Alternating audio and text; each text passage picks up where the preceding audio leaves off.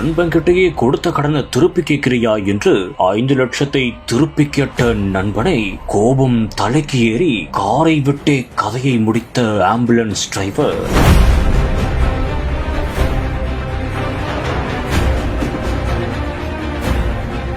வழியிலேயே அநியாயமாய் பறிபோன நண்பனின் உயிர்.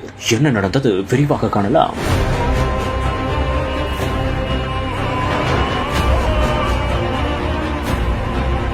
செங்கல்பட்டு மாவட்டம் படாளம் அடுத்த மங்களம் கிராமத்தில் வசிப்பவர் தான் சரத்பாபு. இவர் எலக்ட்ரீஷியனாக பணியாற்றி வருகிறார். இதே கிராமத்தில் வசித்து வந்தவர் தான் சிவராஜ். இவர் ஆம்புலன்ஸ் டிரைவராக இருந்து வந்ததாக கூறப்படுகிறது. இவர்கள் இருவருக்குள்ளும் நல்ல நட்பும் இருந்து வந்ததாகவும் அதனால் ஓராண்டுக்கு முன்பு 5 லட்சம் பணத்தை சரத்பாபு சிவராஜுக்கு கொடுத்ததாகவும் கூறப்படுகிறது. இந்த ஒரு சமயத்தில் சரத்பாபு பணத்தை திருப்பி கேட்டதாகவும் அதனால் இருவருக்குள்ளும் பிரச்சனையும் எழுந்துள்ளது. இதனை மனதில் வைத்துக் கொண்டு சிவராஜ் ஓர் விபரீத செயலை செய்துள்ளார்.